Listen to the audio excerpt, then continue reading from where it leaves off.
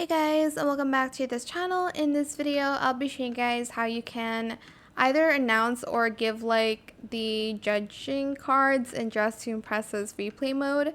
So basically there's a new UI and here's just a quick rundown on how to use it. So if you want to make an announcement, obviously select this and you're able to make an announcement here. It says the theme is ballerina, for instance, and you're just going to announce it and it's going to be announced here. There's also judging cards here. If you want, you can close it. You're able to get your judging cards here. They're still the same, it's just the UI is a little bit different. So yeah, that's pretty much it really. I hope it was helpful for you guys. Don't forget to like, comment, share, and also subscribe to this channel if you haven't done that already.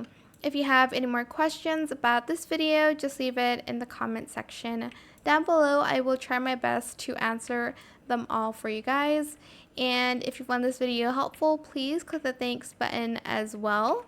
That is it for this video. Thank you so much for watching. Bye.